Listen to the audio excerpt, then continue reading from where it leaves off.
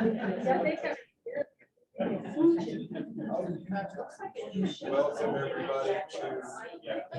Contemporary Issues class today. We are pleased to have another really timely topic today. We talk about that's okay. We talk about Christian non-resistance today. The Ukraine war has brought up that issue of really what's the best thing to do in that situation, and what did Jesus mean in Matthew 5 when he said, "Do not resist the evil one"? How do we take that? How do we apply that? And so glad to have our class member Mike present today, and I'm going to introduce Mike more in a minute. But first, our usual announcements. Welcome to Zoomers, and please mute yourself on the lower left corner of your screen. Hello, Jim Watson. Hi. Hi. Please mute yourself if you can. There you go. You've got it. Thank you. And we are recording today for future playback and other announcements.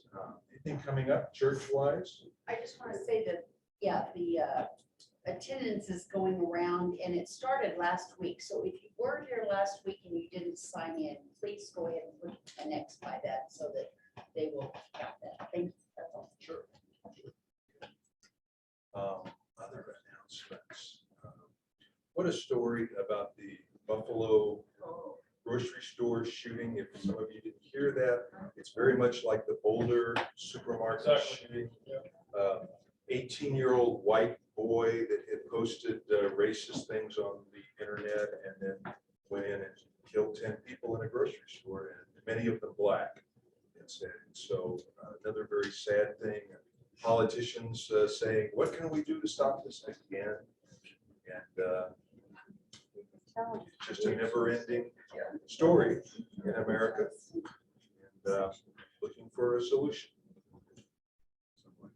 Any thoughts on that? We could have, in fact, we are going to have an hour on guns, and we have a new group here in St. Andrew called Gun Sense that's led by Laura Reeves, and she's going to come and tell us what they are doing, what Colorado is doing. So another good topic. Okay. Any other thoughts? Anybody want to share anything? Any travels, summer travels? You going anywhere? Oh, just a quick note. Tonight in the sky is the supermoon. Total eclipse of the moon. Starts about 8:30, which is pretty close to dusk. Peaks at about 9:30. So, yeah, you can see it before you go to bed.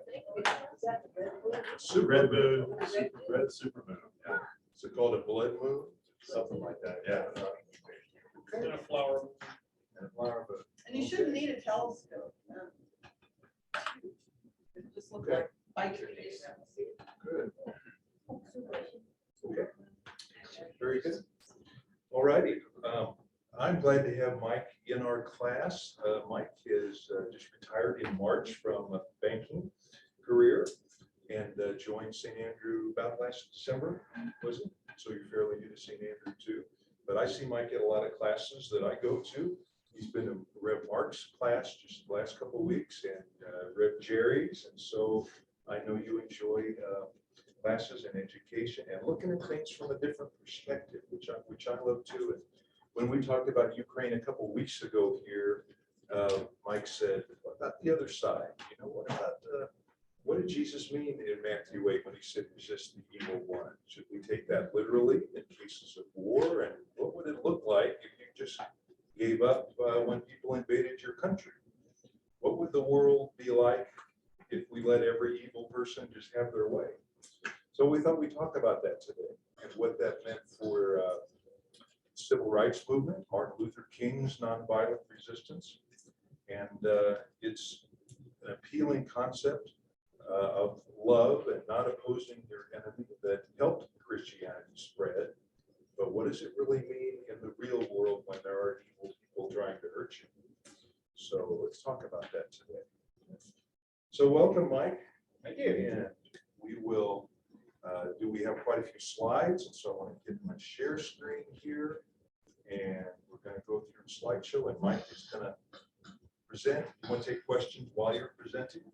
No, I'm going to try to move through these as quickly as possible so there'll be some time for discussion. Okay. So if you just hold your questions, I'll be more than happy to answer any after I'm done. Okay. You want to start the slides? Okay. Oh, full screen. Okay, start from the beginning. Okay. Yeah. Zoomers, can you see that screen sharing okay? Thumbs up? Okay. Okay. Great. Okay, ready? Thank you very much for attending. I hope this will be an enjoyable presentation for you. First thing I want to point out is my email address. These slides are, I'm going to try to talk loud for everybody. These slides are heavy in content, and they also provide some bibliographies for further reading. Rather than hand them out, I'm just putting my email address there. It's sboutridge@gmail.com. And if you will send me a request, I'd be more than happy to send slides or answer any questions that you might have. So with that, let's go ahead and just dig in. You can go to the next slide, please. Okay. I'm going to start off with a few simple definitions here. One, non-resistance basically is akin to pacifism. You're not even going to defend yourself, even with non-lethal forms of resistance. And then there's something I'm referring to as non-violent resistance, and that's akin to the Gandhis and Martin Luther Kings, where you can do something, it just can't be to resist. It just can't be lethal force. I believe there's scriptural support for both of these, so I'm going to combine them. So when I'm talking about it, non-resistance and non-violent resistance, they're going to be kind of one and the same. Next slide, please. This last definition is, who is my neighbor? Jesus referred to a neighbor a lot. And actually, what's interesting is that, if you read Luke, a Jewish lawyer asked Jesus specifically, what are you talking about? Who is my neighbor? And in classic style of Jesus, he didn't answer directly. Instead, he told a story. It was the Good Samaritan story in Luke about, well, there was a stranger that was walking down the street and he was beaten and he was mugged and left for dead. Later on, a Jewish priest and a Levite walked by and totally ignored the person. But the person who came to assist him was presumably a pagan from Samaria, a non-Christian. And so the message, I think, there is that everyone is our neighbor. It's not just people who are members of our tribe. It's not our next door neighbor. It's not just community that we live in. Okay, so we're talking about everybody. And if you want further discussion about that, you can read this section from Matthew. Next slide, please. Now, this is the basic scriptural report. There's support for non-resistance and non-violence, and there are many, many, many of these, but I've identified a few here. Obviously, the big one is Matthew 5:38. No eye for an eye. Let me tell you something different. Do not resist the one that is evil. Wow, challenging statement for to live in the modern world, which is full of all kinds of evil and aggression. And then Matthew 5:43 goes on to say, but I say to you, love your enemies and pray for those who persecute you. Obviously, the guy next door, you may disagree over cutting your hedge too short or something like that.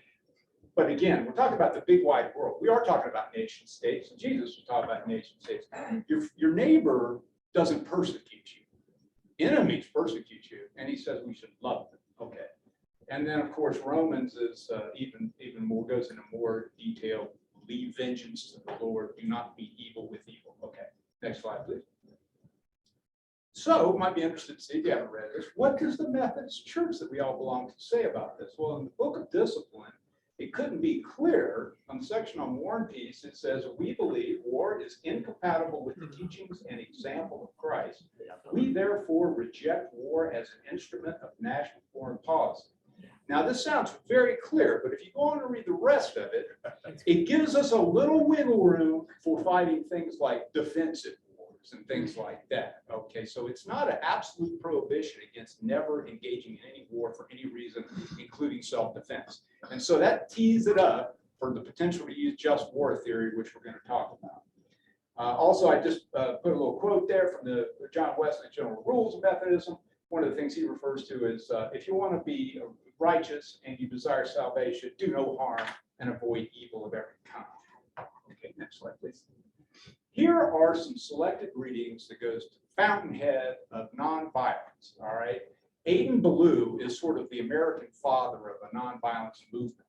Now, he was not a pacifist. He believed in active non-resistance. However, he was a purist, which means that under his belief in Christianity and following Jesus, you couldn't even participate in the government. You can't vote, you can't do any of that. He believed in anarchy was the only form of government, which is not anything doing whatever he wants to. It just means no formal state that's supported by a violent power police state that can enforce its rules. Okay. Now, so Christian non-resistance and practical Christianity, those are two major sources of work you may want to read if you're interested in this. The second I've listed is Leo Tolstoy, the famous Russian author and also notable pacifist. He wrote a book called The Kingdom of God is Within You. And he was very heavily influenced by Aidan Ballou, and he quotes extensively from Aidan Ballou. So if you want to skip Aidan Ballou and go to Leo Tolstoy and read that work, you'll get a big heaping dose of Aidan Ballou too. Now, the third one I've cited there is Mahatma Gandhi. Mahatma Gandhi was an Indian lawyer and political leader, as we all are aware of. He advocated for, again, nonviolent active resistance. And Gandhi was heavily influenced by Leo Tolstoy. He was also heavily influenced by Christianity and had read the Bible extensively. And he equated Jesus' teachings on nonviolence with the Hindu belief, which he was, of ahimsa, which is nonviolence toward all living creatures, including animals. And that is, the basics of that is a central tenet of Buddhism as well. Then, of course, you have Martin Luther King and the American Civil Rights Movement. That's a great example of how to effectively use Gandhi's techniques of passive, it was heavily influenced by Gandhi, of passive, or excuse me, non-passive, active, non-violent resistance. I've also noted Charles Sheldon there, who wrote a fun novel, basically, it's fictional, called In His Steps. And he actually coined the expression, what would Jesus do? So if you ever want to read that, it's pretty interesting. And then I don't know if you can read that, but you can just Google Christian non-resistance, and you'll get a slew of stuff, and probably including this article from Pilgrim Ministry. Great comprehensive article that covers these issues and links Old Testament and New Testament together. Okay, next slide, please. Now you want to talk about some criticism of this. Who criticizes, especially pacifism? Reinhold Niebuhr is the fountainhead in America of that criticism, and most modern thinking on the subject of dismissing pacifism is being impractical in the modern world for dealing with national policy. You want to read Reinhold Niebuhr here. He wrote two major works along with many others, but there are two major works: Moral Man and Immoral Society. And the last thing I believe he produced in the 70s was The Irony of American History. And basically what Niebuhr said was,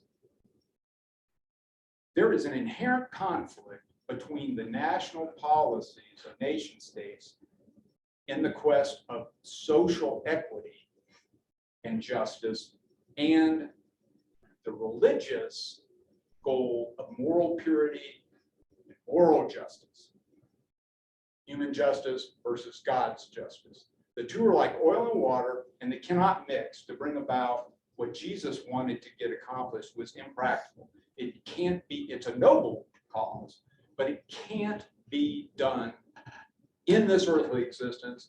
It's for the second coming, it's for the millennia, however you want to refer to it. It's afterward, it's not here. And we have to be more realistic about that. So he's the father of what they call so-called Christian realism. A good read, very legal, very philosophical, and you can decide whether he's right or wrong on that. Next slide. And if you're a statistical person and you like empirical studies of whether non-resistance works, non-violent resistance, I should say, here's a great source. Why Civil Resistance Works. The strategic logic of nonviolent conflict. And there's the citation for it. If you ask for the slides, you'll get all this, right? So what they did is from between 1900 and 2006, I believe they took approximately 100 instances of armed struggle and nonviolent struggle, and they looked at how successful that it was in its original goal, whether it would be regime change, getting laws passed that were more beneficial for the cause and that kind of thing.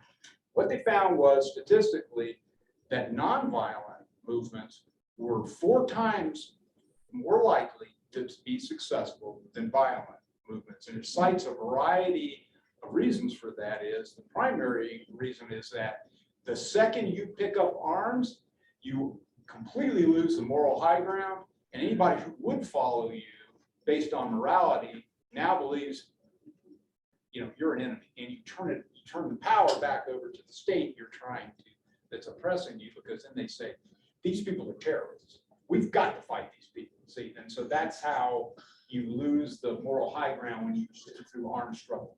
Okay, so next slide, please. Okay, so what can we do then? What in the world can we do? Well, one, I've identified 4 things we're going to talk about in a little bit more, but one is to just obey Jesus literally. Take him at his word, nonviolence, do not meet evil with evil, and you let the chips fall where they may. That may mean the loss of your sovereignty, the loss of your way of life, the loss of your material possessions. Yeah, or yeah, sidetrack on that. I'm not going to deny. So the second one is to deny that there is no conflict at all, because the Old Testament, Deuteronomy, Joshua's, Judges, Samuel, Kings, it's just a procession of God-ordained wars so that the Israelites might be able to conquer their enemies and obtain the land they needed to obtain. God actually instructing, kill the infants of the Canaanites, Jebusites, and all these, right? Okay, so you can imagine that being a certainly valid objection. Or you could use situational ethics. Well, let's don't have any strict dogmas. Let's let the, as George Bush said, let the conditions on the ground determine what we're going to do at the time. There's a problem with that I'll talk about. And then finally, this is sort of like the holy grail of compromise. We're going to blend both together, and we're going to adopt something called just war theory. And this is primarily something that is commonly used by the Catholic Church, promulgated it, and is used very common by ethicists today. So let's move on. Next slide, please. Okay, let's take a look at the first one. This is the easiest to grasp, but the hardest to implement because it requires great sacrifice, right? And if you, Romans 16, 24, 26 makes it clear what Jesus really wants.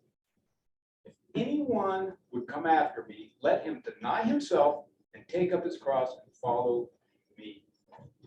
In other words, let the chips fall where they may. Put earthly treasures down. Let's forget about those. Let's validate heavenly treasures. And if it costs us our stuff to not kill and not engage in state-sanctioned killing, that's the cost of being a true believer in the faith. Next one, please.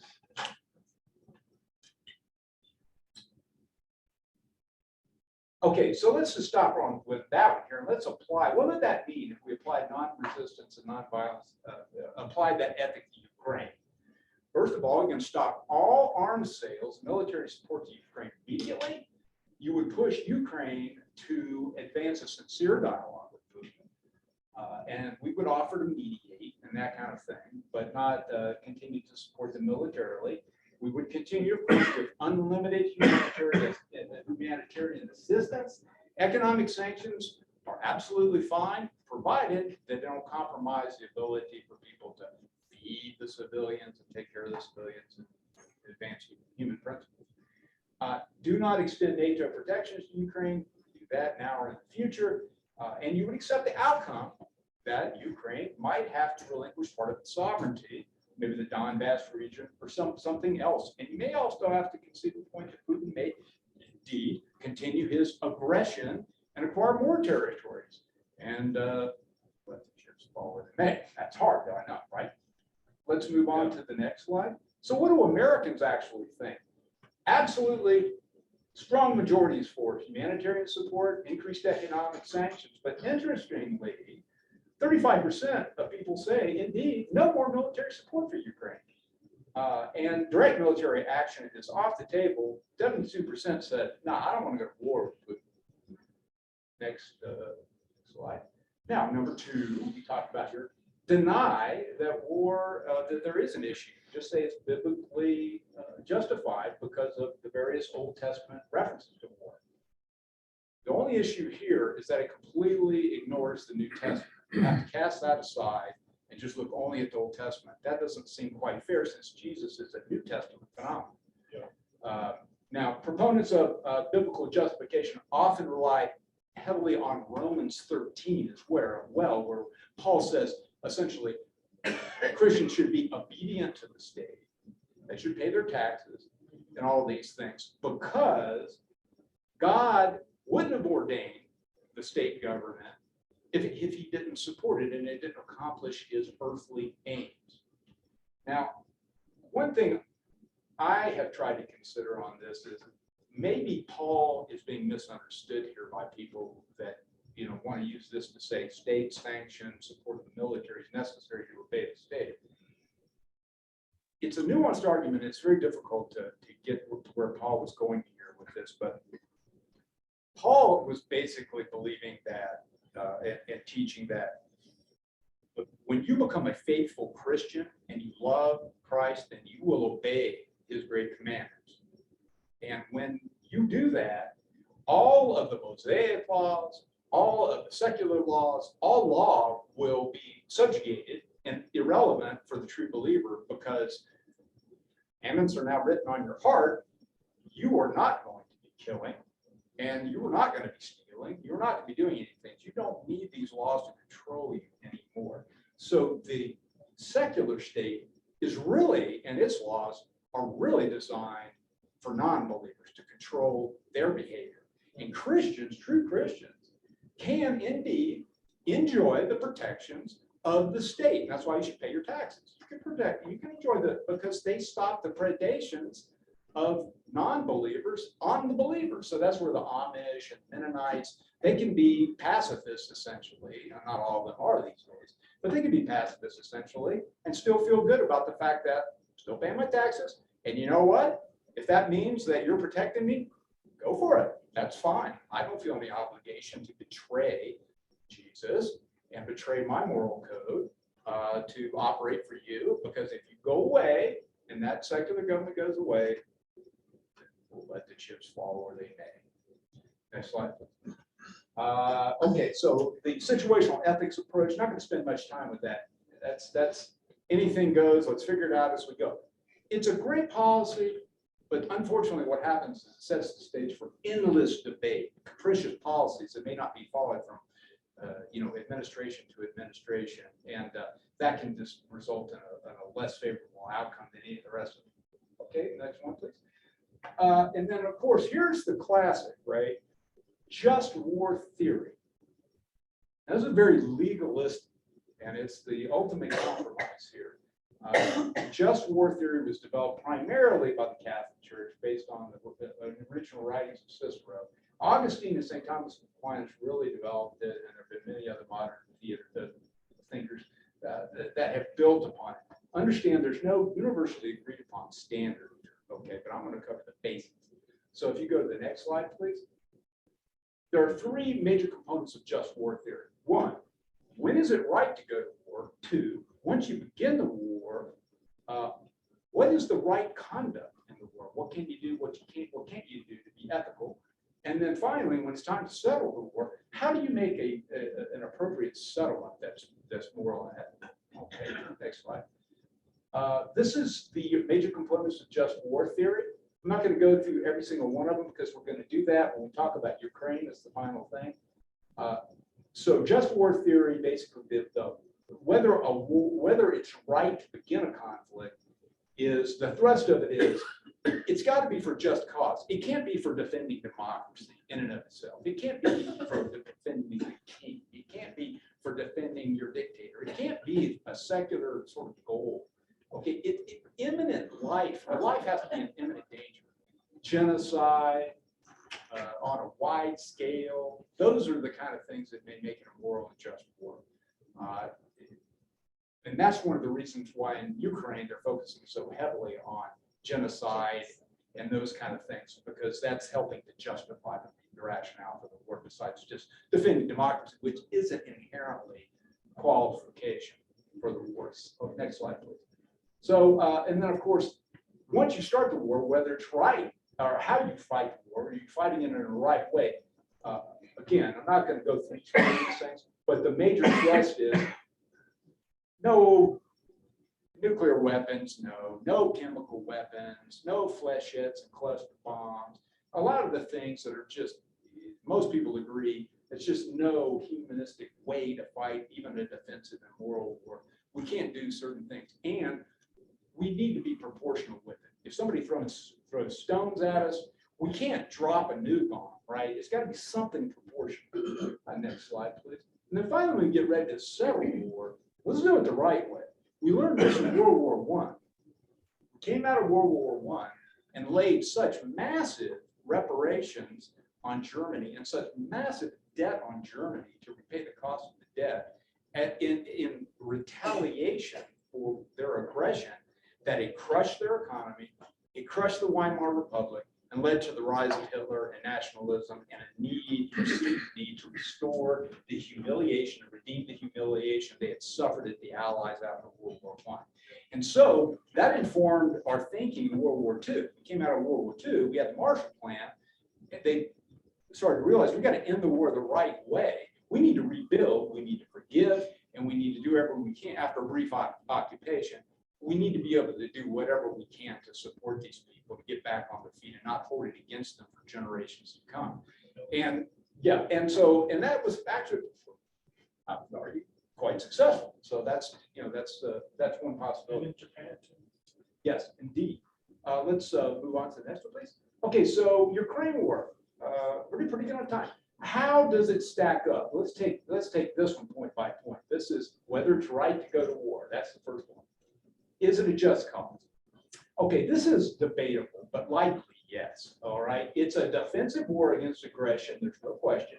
However, a war, again, to preserve democracy or preserve a form of government or national structure does not inherently qualify.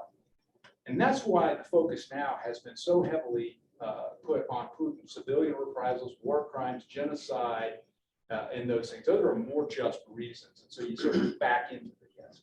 Comparative justice, oh, absolutely. Russia is inflicting far greater damage on Ukraine, except for their combat losses. They're getting slaughtered, right? Of course, it's, if you believe the media, and Ukraine, they're getting slaughtered.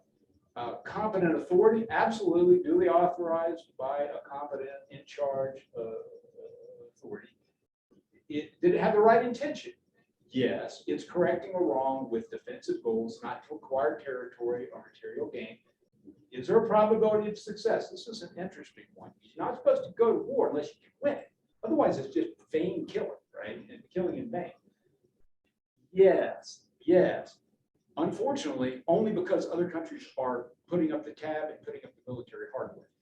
Ukraine, left to its own devices, would have lost this war already, and indeed probably should have gone to war because it would have been unwinnable without our help. Last resort. Is it a last resort? Debatable. Were all diplomatic options exhausted? Debatable. However, I think we get to a back-casting implicit yes because Putin made all of it irrelevant the minute he rolled the tanks across the border. It's a backhanded way to get to a yes, but I think it overall got to the yes. So proportional, yeah. I don't think there's nobody is responsible, and others, or at least Ukraine, is not excessive. Okay. So the overall score, I think probably, yeah, go for war. And the quote there is, and Jesus wept when he heard that news. Next, okay, so next one. Okay, so here are the questions for the group. I'll open up the discussion. What do you think? does true abiding faith and love of Christ require non-resistance? What would Jesus have actually done with respect to war? Just war theory, legitimate. Is the current prosecution of the war in Ukraine ethical, even by just war theory standards? Does our support of Ukraine violate our own Methodist code of conduct? Can a Christian be a soldier? Is a Christ-like sacrifice of all to love our enemies practical, and is it desirable? Think. Oh, wow.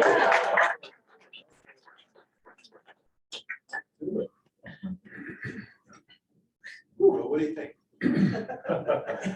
I'll start off by saying, one of the difficulties we have with the concept of war is the scalability of it. In other words, you look at all levels of your life. You have the defense of yourself, your family, your neighborhood. It just keeps marching up. And most of us would say, if we woke up one night and a burglar has invaded our house and he's in the bedroom of our daughter trying to rape her, that we wouldn't walk in and say, kind sir, would you kindly get away from my daughter and leave? Hell no. and so we have, and the same principle also has to scale to societies. If a gang goes into a bank to rob it or to do a drugstore down here and steal the narcotics, should we just say, oh, just take the stuff, we'll forget it. You kind of need those drugs for your habit. So that's one of the difficulties is the scalability. And if you can make a good moral argument at one level, it should apply all the way up and down the scale. So I certainly, I lament war, but there's times where you got to do what you got to do. What was that song by Rogers? Sometimes you got to fight to be a man. A country song. Oh, Kenny Rogers. Kenny Rogers, yeah. Boy named Sue. Coward of the County. Yeah. Oh, Sometimes that song applies. So, okay. It's written into our constitution. We have a right to defend ourselves. They encourage it, and it's written into our constitution, which is basically our country's guide. So we do have a right to defend. Well, more than scalability, I think it's context. I think you have to look at, I think it's Romans 13. I was trying to scan through your Romans 13, that's, You know, the that's state- obey the state. the state does not bear the sword of faith. That's what I mean. Well, I think it goes back to what is just and what is unjust. What are laws? We have laws to prevent injustice. But what is injustice? What is just? Does that give me the right to kill someone? Still just. If I'm defending myself. Self-defense, our laws allow for justifiable murder in self-defense. In defense. Carrie. Jesus did give us an example of how to have resistance. Jesus told us to turn the other cheek, to give them your coat, to carry their pack an additional mile. Those were his instructions on how you expose the oppressor, how you expose the corruption, how to resist in nonviolent ways. So I think that Jesus did give us more than just nothing but love your enemies. He did give us some examples of how we can, for example, Martin Luther King Jr. used some of those kinds of things to expose the corruption and the evil and the oppression. So I just wanted to bring up that one other example from Jesus as well. Well, I liked your point, Mike, that it was 4 times more likely in that study to be successful. A nonviolent protest and approach than just continuing the fighting over and over. Yeah, I agree. Never heard it. Really. There are two things that I was thinking of. First of all, does one consider that Jesus' treatment of the money changers in the temple, is that violent or is that acceptable violence? And how does that fit in with the discussion? The second thing that I was thinking as we we're talking about, with only a few exceptions, most of the scriptural and most of the stuff that we have talks about war in the ancient mode and prior to total national war, which total war implies, number one, limiting collateral damage is almost impossible. And number two, collateral damage is a tactic of modern warfare. Genocide and starvation and everything like that is a legitimate tactic of starvation. And it's not just starvation of combatants, it's a starvation of the people that would be feeding the troops and supporting the troops. And that is a aspect of warfare that most of the stuff most of the scriptural, most of the teachings did not deal with. Started with the Civil War, sure. Pardon? Yeah, with Sherman. Yeah.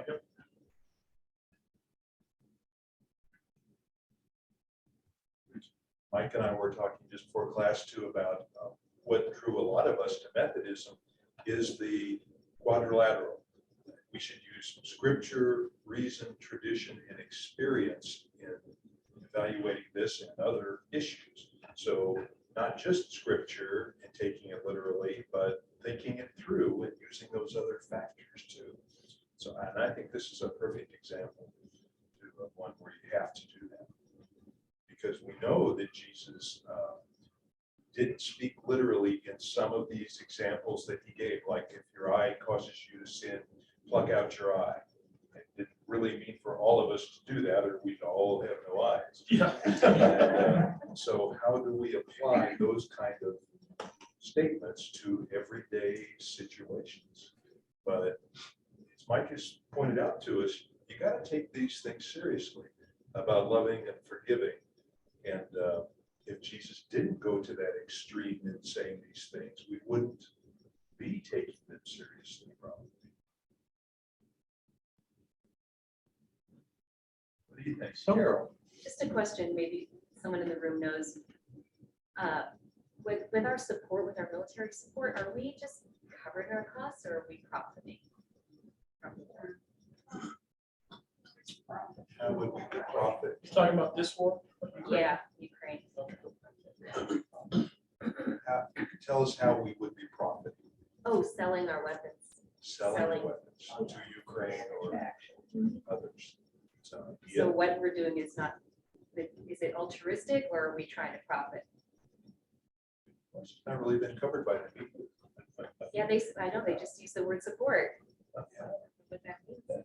Well, if it's any consolation, I think that we have been giving them existing weapons from around the world. That we're not into the pipeline where we're building new weapons just for Ukraine.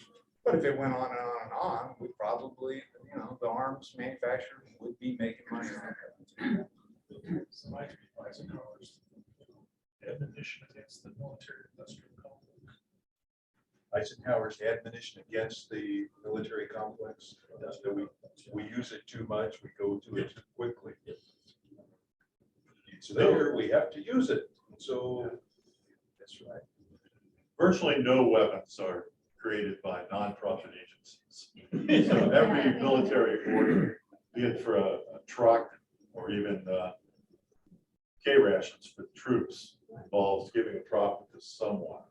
But if we look at it on a net society basis, our country as a whole is certainly not profiting from this war. We're taking a war as a loss to all parties on the net, even though there are individuals that will gain from it. What are our taxes? What's supporting this military?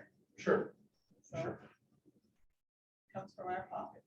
Look at it that way. So it's a loss. Society as a whole. Makes me feel better, I guess. Gene, go ahead. Well, my rules away with what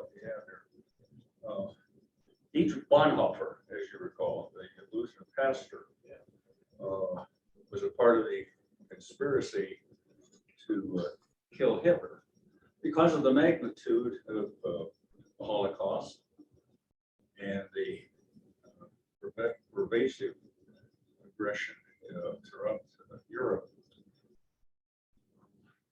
Genocide is what really captures our attention, I think, a moral outrage.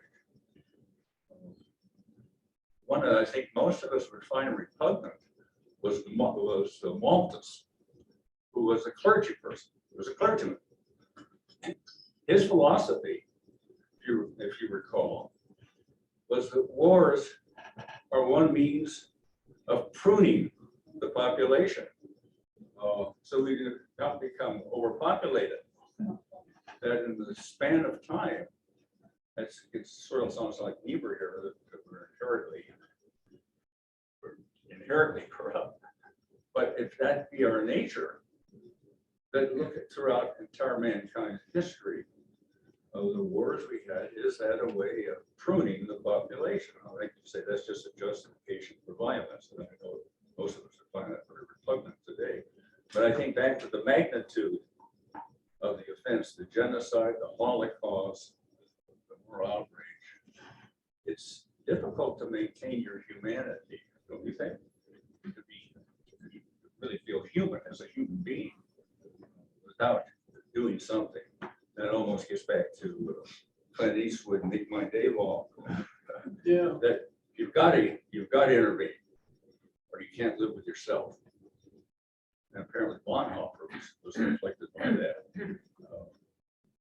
The evil was so pronounced, you just can't sit on your haunches and just. That's a good point. That's one of the reasons to read the empirical study, if you get a chance to do that, because it talks about sort of how you work through that issue by showing that, for example, real quick, in World War II, by the time that we actually, especially the United States, became actively involved with war, the Jews were already well on their way to destruction. Fighting and winning that war killed 50 million people between the Pacific and European theaters. And 6 million Jews died anyway. They predominantly died between 41 and 44, I think. And so the final solution didn't start until 41. So basically, there was nothing that was going to stop that. All the killing that we did and everything did not actually save any of the Jews. In fact, we turned a lot of Jews away, and so did many other countries, including British Mandate Palestine, when the Jews wanted to flee in terms of refugees. We restricted how many could come in, and forcing them to stay there was sort of, some people believe that was a motivation for Hitler to finally say, let's get busy and let's get her done, because we only got one shot at this. We got to get it done. Yeah, so that's part of what that book covers is sometimes you fight, but the outcome is actually worse than what your original aims to protect. Well, that's the point too of nuclear weapons. When Truman dropped it, right? Lesser evil. He thought, we let the war go on. It's a terrible evil. If we kill these people with nuclear bombs, it's a lesser evil. Right. So some look at it from a more or lesser point. Go back to the usual. Go back to where we started. I cannot remember the number that you used, or the source or anything like that. When you said that nonviolent resistance was 4 times more successful, how did you phrase that? Then they compared armed struggles to nonviolent Who struggles. is they? These are individual countries Okay. that engaged in various movements of some type to enact regime change or to get laws passed or oppression stopped and things like that between 1900 and 2006. So there was about, I think about 100 that they logged in and looked at. They also provide several case studies of things, which is interesting. One of the things they look at is the nonviolent ousting of Marcos in the Philippines. And now they're bringing back his son. I know, it's like, but that's one that they profiled as being successful, and it was not an armed struggle. But what I was thinking is, I heard a sermon, I think it was during, when we were involved in Iraq. And this was our argument about whether war is successful. And this person delivering this, I'm having a hard time remembering it, but said that we lost every single war of the 20th century, including the one that we were fighting at the time. And it was only the Marshall Plan that kept us from losing, from destroying the success that we had during World War II. That we did not win World War II until the Marshall Plan was instituted. We won the peace. We didn't win the war, because if we would have just walked away as we did in all the other wars, things that we're involved in, it would have been a disaster, a worldwide disaster. I want to give our Zoomers a chance to get in if they'd like to. Jim Watson, who's a World War II veteran, or Toby, looks like maybe you want to comment. Toby, please feel free. Okay, that's all right. Jim Watson, thank you for your service in World War II also. Okay. Like I always feel humble when people thank me for my service, because the real heroes of the war are the ones that didn't come home. The real heroes are the ones that didn't come back. Yes, I served in World War II, but if there was another war, with my growth and understanding of the world and its issues, and my Christianity, hopefully, I would be a conscientious objector in another war. Wars are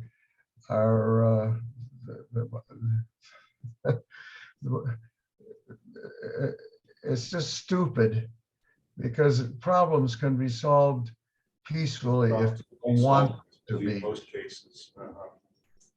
Good point, Jim. Okay. So how do you solve a problem like Putin? Yeah. Oh, Yeah. Yep. Yeah. That's the question, isn't it? Once it gets to that point, what options do you have left? Makes you wonder if the years leading up previous to Ukraine, us not providing the immediate support that we had promised, us doing some things that maybe differently leading up to that may have let Putin know he was in check. I don't know. We will never know, because we did what we did, but you wonder, or I wonder. What was that agreement that we promised to protect them if they gave their nuclear weapons back to Russia? To Is that provide, the Munich agreement? or to provide, I don't know the name of that. Just It's like to 1991. provide support for them militarily. Yep. Yeah. Yeah, so you see the inherent conflict. That's what Niebuhr was talking about. There's an inherent conflict between the social justice that we're demanding, the human justice we're demanding. What do you do about Putin? Jesus would have said, oh, forget Putin, right? So it's like Paul got into the same thing when he was in his epistles, basically teaching the churches that, look, there's an inherent conflict. I always want to do what's right, but I end up doing what's wrong. It's because, and Niebuhr pointed that out, it's because of the conflict between human justice and human goals and aspirations, and needs, and God's justice. God doesn't care about these issues, but humans do. So you're in conflict. I was just thinking about how we squandered, we had the goodwill of the world after World War II, particularly when the Marshall Plan was implemented. But we squandered that goodwill when the Dulles brothers managed to convince Eisenhower that we should topple the Democratic, the elected leader of Iran. And then later on, they thought, well, this is so easy, we can do it in Guatemala too. So it was CIA directed, but we squandered the goodwill that we had after World War II. Because those two brothers were able to convince Eisenhower to go into those two countries, topple those governments. That's what frustrates me is when we look at our governments, either side, as corrupt, how do we know what's going on? You know, I mean, we don't, it's not even what we see a lot of times, or what we think we see. So when we already live in mistrust of our government, I mean, it's just sad, you know, it's very sad. So I don't know what the answer would be. The Russians think they're justified from their history to take back Ukraine because it was Russian to begin with. It still has so many ties, so complicated. I don't necessarily agree with that, of Russia. I think Putin is in a world of his own. Yeah. You know, he's got a small group of people around to protect People benefit. That's not true. They've got the Orthodox churches behind Russian Orthodox churches. Well, they benefit from it too. They benefit financially for supporting Putin. Yeah. What We if got about, Russia decided to take back Alaska? I know we paid Russia for it, but it wasn't that much. So what would be?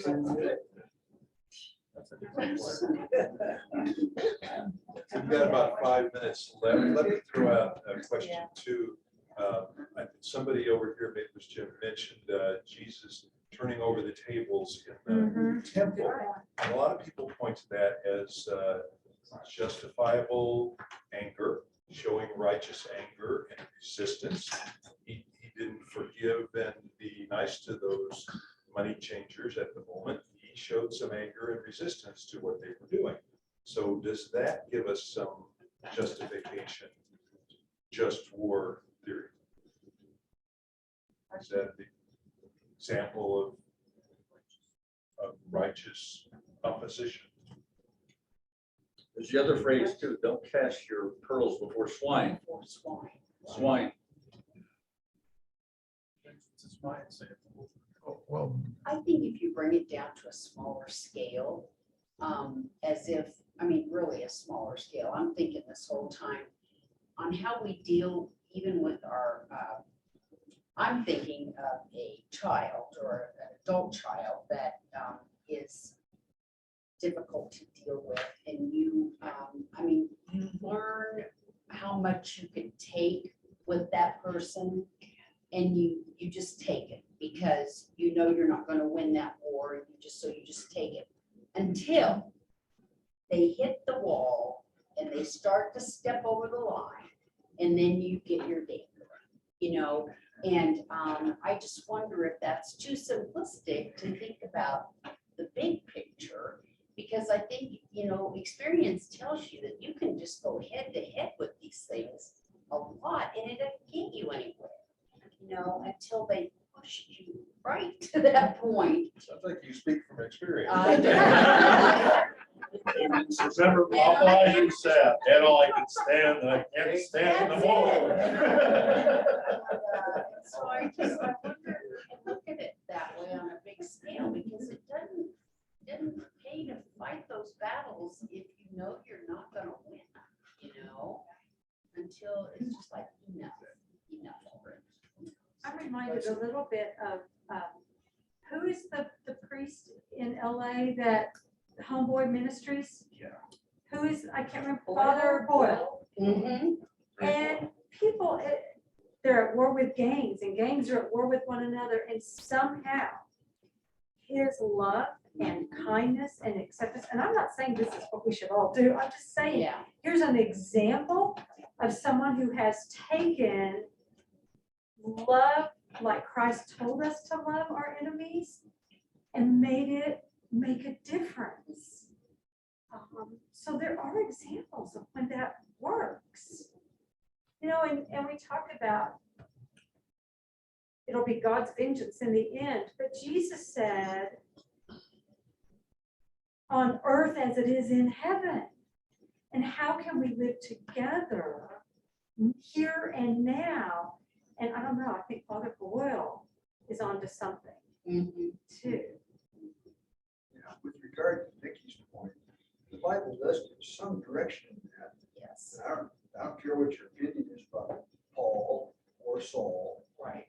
but God smacked him across the side of the head, and he was Yes. blind for a while. Yes. And he became a pretty good actor after that. Exactly. And there's an example. I'm sure that striking Saul blind was a dramatic event. It was a solution, but the solution ultimately comes down to every individual. I have always believed that. I can't do everything in the world, but I can do one thing in the world.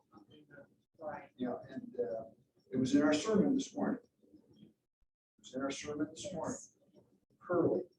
He said, "You got to solve that one yourself, boy." Yeah. And that's the solution. Every one of us has to internalize it and make a decision about what, not what we're going to mouth, but what we're going to demonstrate through our lives. Yeah. An example of that was the movie Hacksaw Ridge, when Doss decided he wasn't gonna pick up a weapon. And yet, he became a medic, and then Yes. he rescued Yes. something in excess of Yes. 35 men. He lowered down from the cliff of Hacksaw Ridge, for the Medal of Honor.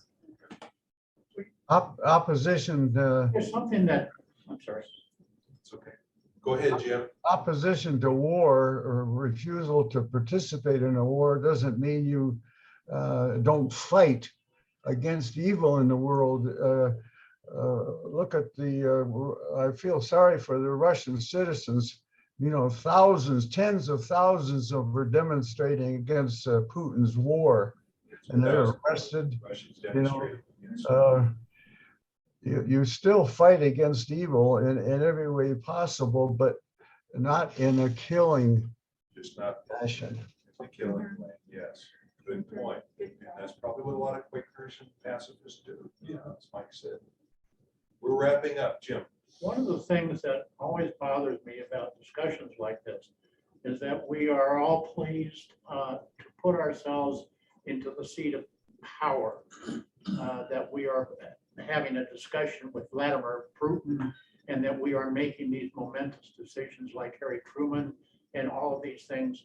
But we are actually lay people, and when we are called upon to make decisions like this, we are called to make decisions to make or to send our young men, primarily young men, into a dehumanizing, impossible situation when they are asked to shoot someone, and it's an impossible bind that these people find themselves in, and the dehumanizing thing that they do, the inhuman things that they do when they are in combat are forgiven, but they are not forgiven by themselves.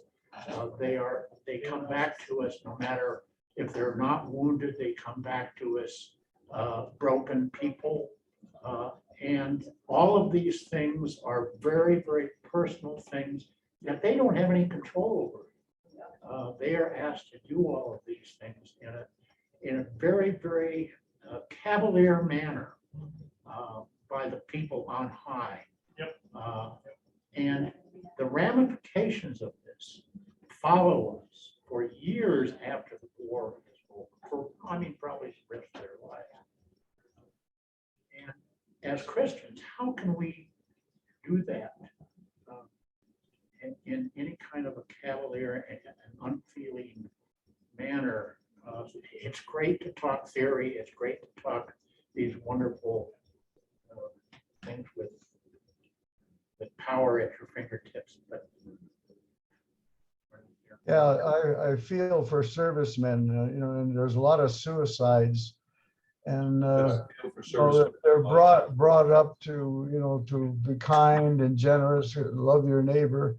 And then they're called upon to go out and slaughter those fellows on the other side. It does something to them.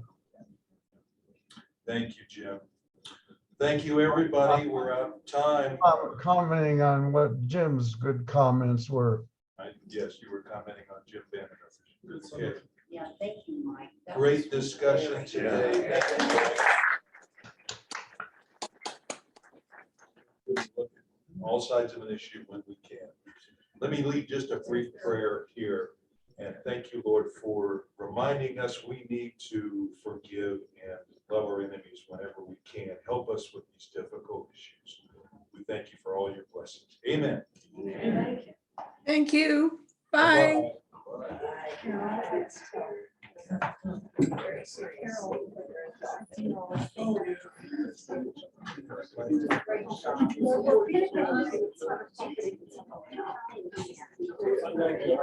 Good job.